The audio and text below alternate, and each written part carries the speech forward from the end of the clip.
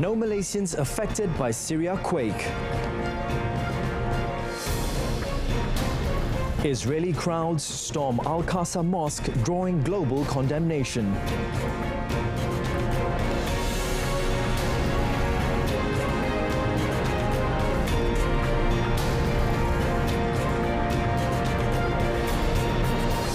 Good afternoon and Salam Malaysia Madani. This is World Today with me, Daryl Baptist.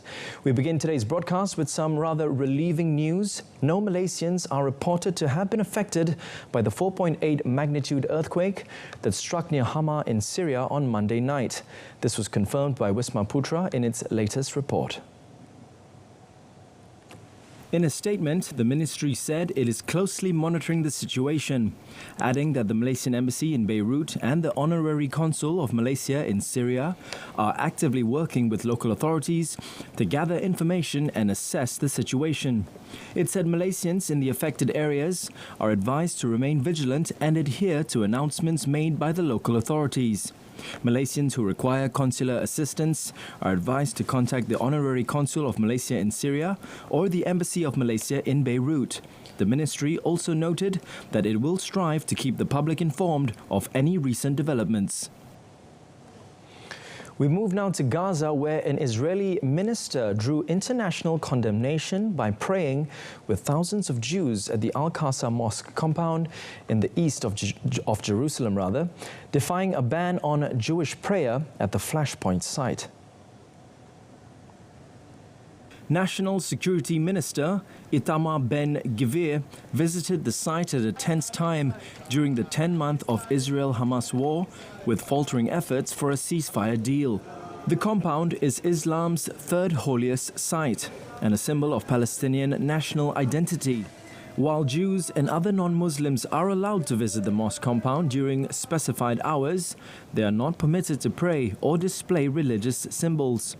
However, Ben-Gvir and some 2,250 other Israelis walk through the compound in groups, singing Jewish hymns under the protection of Israeli police. Ben-Gvir's actions drew sharp condemnation from both Muslim countries as well as Western powers, including the United States, the European Union and the United Nations. US Secretary of State Antony Blinken said Ben-Gvir showed blatant disregard for the status quo at the site and urged Israeli Prime Minister Benjamin Netanyahu to prevent such actions. European Union Foreign Policy Chief Joseph Borrell posted on social media that the bloc strongly condemned the provocations by Ben-Gvir. The Organization of Islamic Cooperation also strongly condemned the incident and said it was a provocation to the feelings of Muslims all over the world. Still on the topic of the Israeli-Hamas war, US President Joe Biden's administration has approved more than $20 billion in new weapon sales to Israel, brushing aside pressure from rights activists to stop arms deliveries over the death toll in Gaza. In a notification to Congress, the State Department said it had approved a sale of 50 F-15 fighter jets to Israel for $18.82 billion. Israel will also buy nearly 33,000 tank cartridges, up to 50,000 explosive mortar cartridges, and new military cargo vehicles. The F-15 aircraft will begin to be delivered in 2029. The US Congress can block weapon sales, but such a process is difficult. Human rights groups and some left-leaning members of Biden's Democratic Party have urged the administration to curb or stop weapon sales to Israel, voicing revulsion at civilian casualties in the Gaza conflict. Josh Paul, who resigned from the State Department last year in protest at policy on Gaza, said Israel had given the United States no reason to believe it is moving away from abject brutality. He said authorizing billions of dollars in new arms transfers effectively provides Israel a carte blanche to continue its atrocities in Gaza and to escalate the conflict to Lebanon. We move now from one battlefield to another, where Ukraine said its troops had advanced further into Russia's Kursk region and now controls 74 settlements after launching a surprise cross-border incursion a week ago.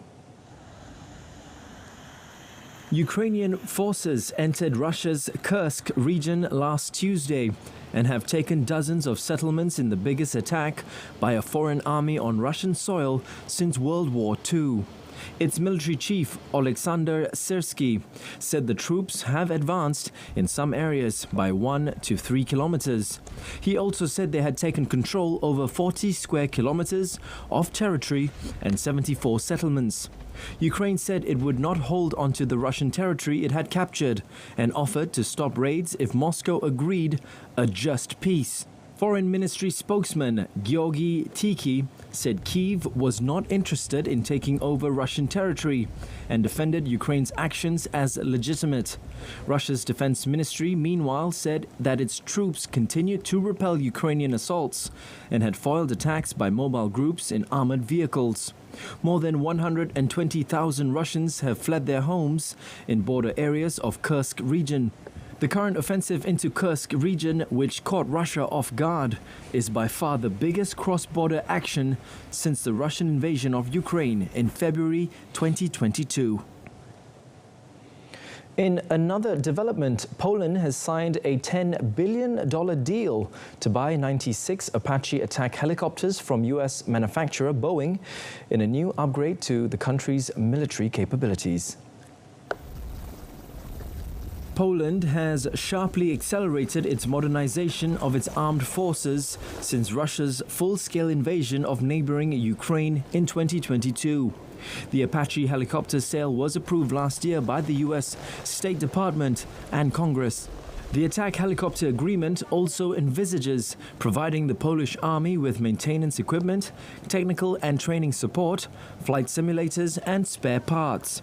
Poland's defense ministry said the deal changes the face of the Polish army's operations and complements previous purchases, pointing notably at the Abrams tanks that Poland bought in the past years.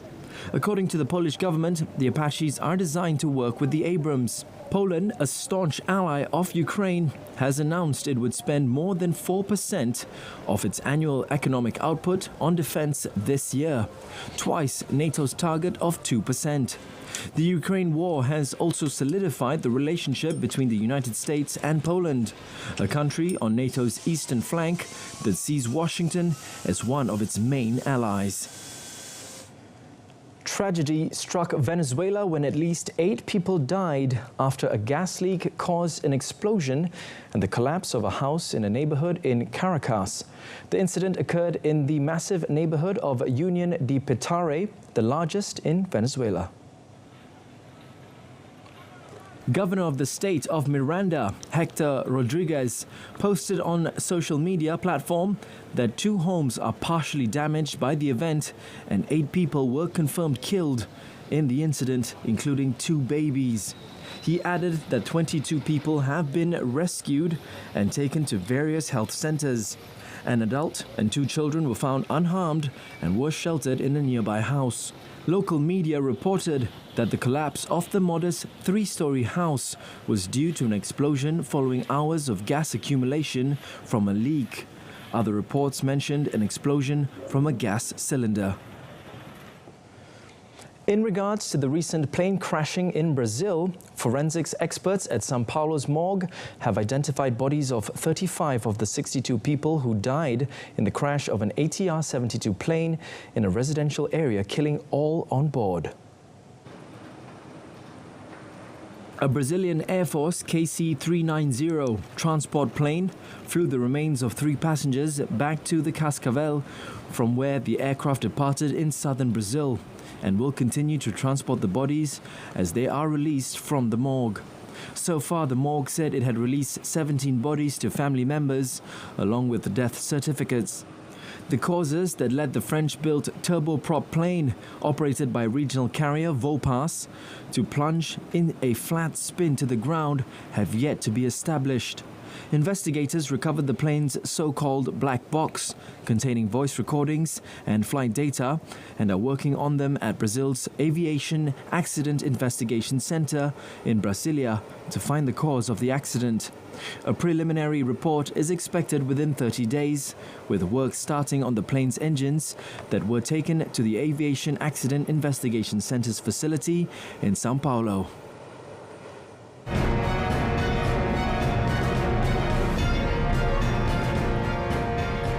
Still ahead, Bangladesh court opens murder case against ex-premier Hasina. A court in Bangladesh has opened a murder investigation into oust ex-premier Sheikh Hasina and 6 top figures in her administration over the police killing of a man during civil unrest last month.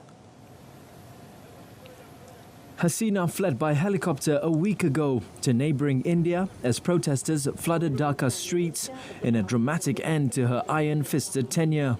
The lawyer who brought the case on behalf of a private citizen, Mamun Mia, said the Dhaka Metropolitan Court had ordered police to accept the murder case against the accused persons, the first step in a criminal investigation under Bangladeshi law. Mia's filing with the court also named Hasina's former Home Minister Asaduzzaman Khan and Obaidul Qadir, the General Secretary of Hasina's Awami League Party. In addition, it named 4 top police officers appointed by Hasina's government who have since vacated their posts. We all know that the prime accused of the case that has been filed alleging murder is not in the country. We are not sure about the other people against whom the cases have been. We are not sure about their whereabouts. So once the first information report has been filed, it will be investigated. If they are found guilty, a charge sheet will be filed in the court and the case will take its normal course.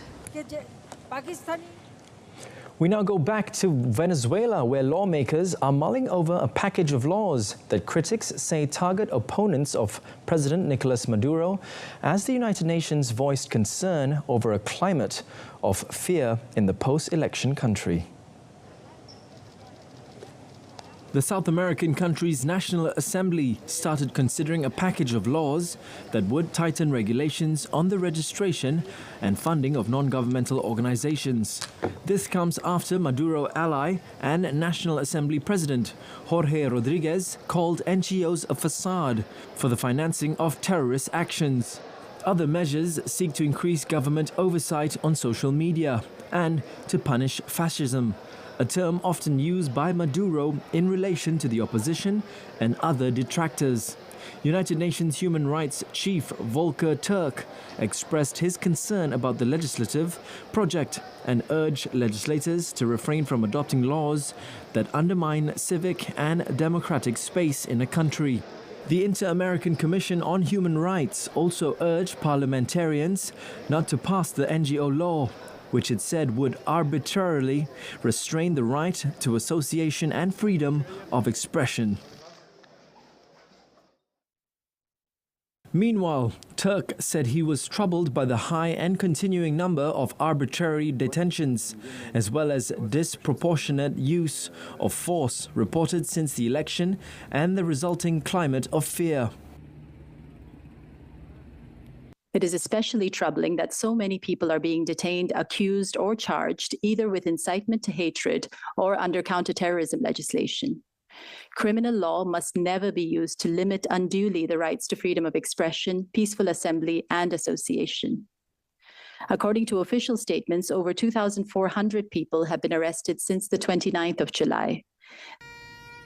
Electoral officials loyal to Maduro declared him the victor of the 28th July vote, whose contested results have plunged the country into a political crisis, with 25 killed, dozens injured, and hundreds arrested amid protests.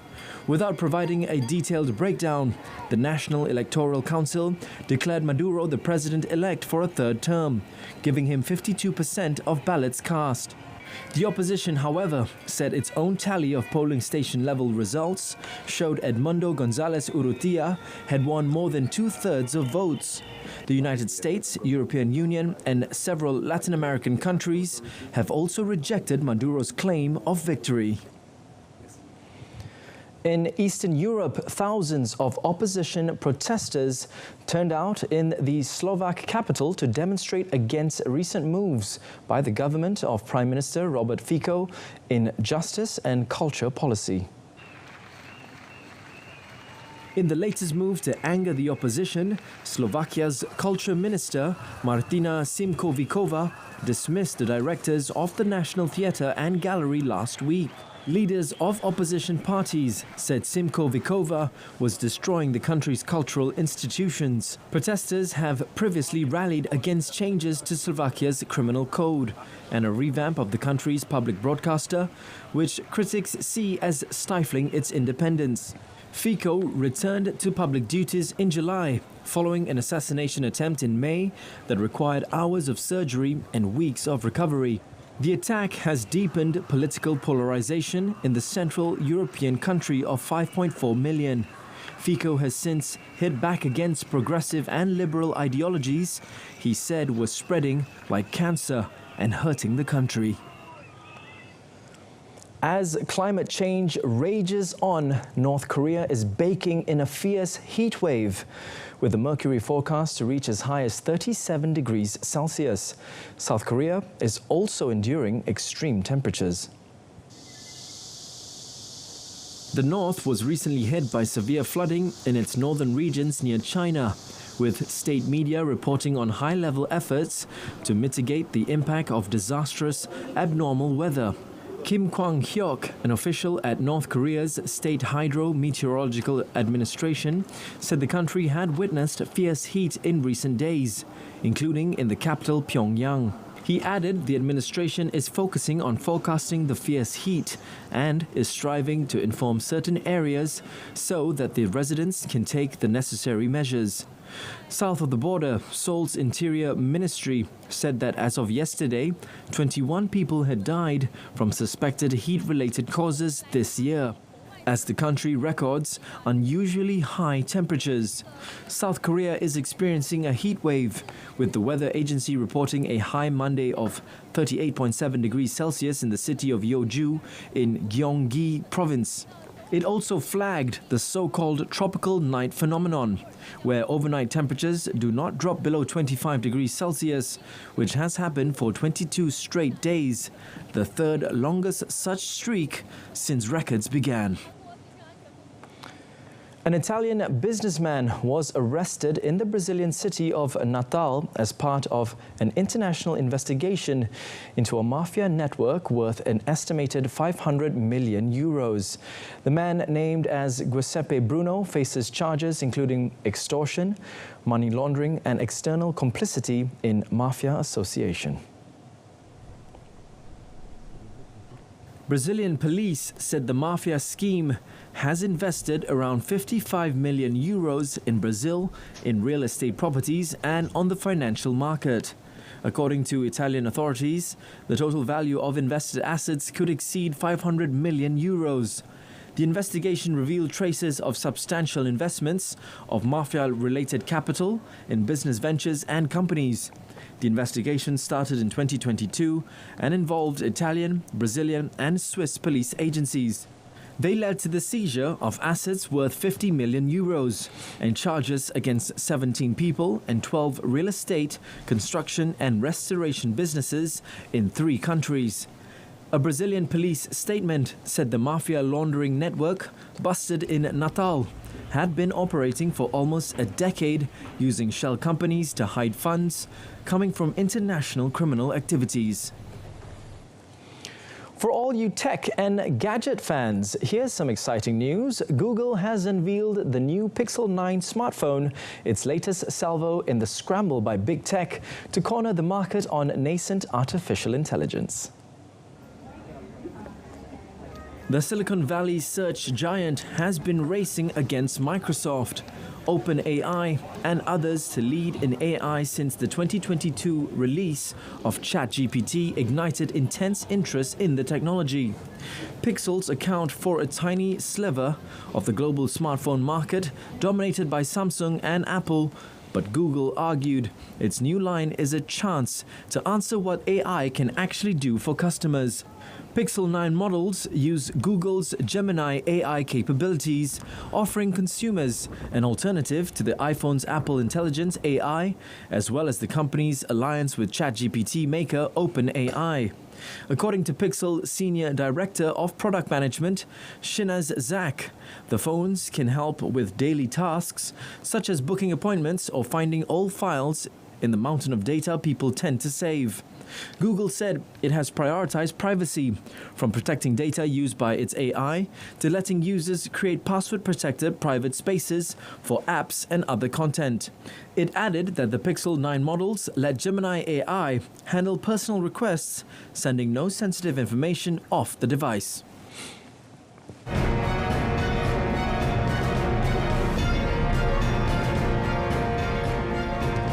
Next up in sports, Aussie Popyrin takes out Canadian Open title. We begin our sports segment with tennis, where Alexei Popyrin completed a shock run to the biggest result of his career, winning the championship match of the Canadian Open 6-2, 6-4 over fifth-seeded Russian Andrei Rublev in Montreal. Popyrin, a 25-year-old Australian who began the event ranked 62nd in the world, collected the third singles title of his career, his first in a Masters 1000 event. Popyrin rode his serve to the victory over Rublev. The Aussie had a 10-4 edge in aces, won 84% of his first serve points compared to 63% for the Russian, and saved 5 of the 6 break points he faced.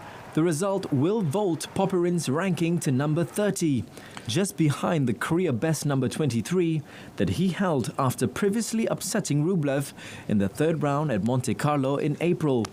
Popyrin's surge through the Montreal title included 3 victories over top 10 players.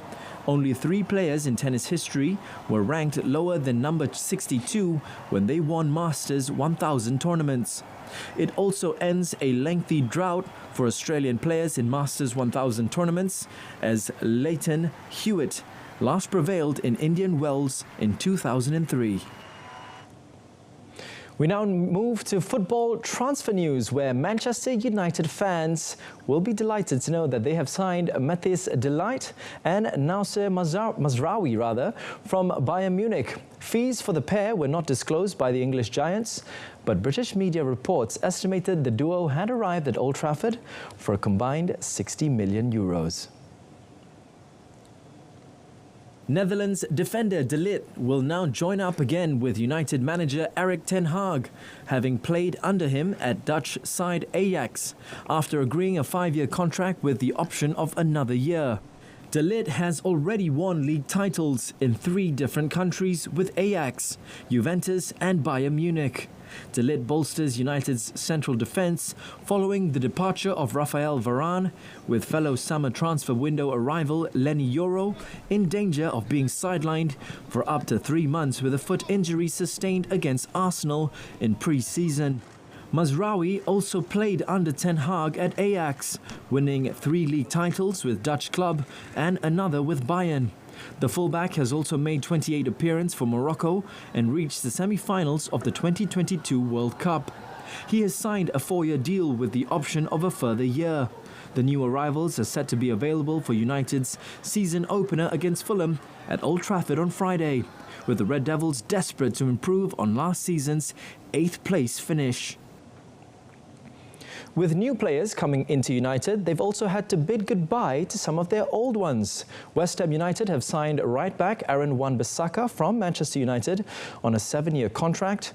It was reported that the deal is worth around £15 million for the 26-year-old who was in the final year of his contract at United. Wan-Bissaka agreed a 7-year contract with the Hammers after spending 5 years at Old Trafford. He began his career at Crystal Palace before joining United in 2019 and made 190 appearances for the Red Devils. He appeared in United's surprise FA Cup final win against Manchester City last season, but was not in United manager Erik ten Hag's plans for the new season. Wan-Bissaka is West Ham's 8th close season signing. Hammers technical director Tim Stuyton said Wan-Bissaka's Premier League experience would be valuable for the club's new boss, Julian Lopetegui. He could make his debut for West Ham in their opening Premier League game against Aston Villa on the 17th of August. Over in La Liga, Carlo Ancelotti said that Mbappe will not be getting any special treatment at Real Madrid as there are no princes or kings at the club, adding that the newly arrived forward is adapting very well, and Mbappe landed in the Spanish capital last week to start training with the team after he had joined Real as a free agent on a 5-year deal in June, ending a transfer saga that rumbled on for years. No, se está adaptando muy bien, ha llegado bien, ha entrenado está focalizado en el entrenamiento, motivado, se entrena bien y muestra calidad extraordinarias. Mbappe is speculated to make his debut for Real Madrid when they face Atalanta in the Super Cup, but Ancelotti would not be drawn on whether the French forward would start the game. Meanwhile, Atalanta coach Gian Piero Gasperini believes the Europa League winners can beat the odds when they face Real Madrid in the UEFA Super Cup. Beh, è chiaro che sulla carta il pronostico è ancora più chiuso di quando lo era col Bayer Leverkusen, che pure arrivava da una striscia di risultati positivi di tutta la stagione. Questo, se vogliamo, è un ostacolo ancora più grande, però anche per noi la motivazione è ancora più grande e quindi nel calcio non succede sempre, ma qualche volta succede anche di sovvertire pronostici. Real, who have clinched 5 Super Cups so far, have a chance to become the standalone leaders of the competition ahead of Barcelona and AC Milan, who have also won 5 times.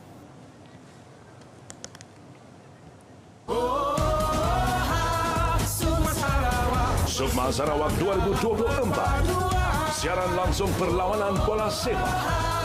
Rabu, 14 Ogos, perlawanan kumpulan D, wilayah persekutuan bertemu Sarawak, 4 petang, di saluran sukan RTM. Saksikan juga secara penstreaman langsung di RTM Click. And that wraps up World Today. In our top story, no Malaysians affected by Syria quake. Tune in to Malaysia Tonight, coming up at 8:30 p.m. on TV1 and saluran Berita RTM. Malaysia Madani, Jiwa Merdeka. My name is Daryl Baptist. Thank you for watching. Now it's back to you wherever you may be. Goodbye.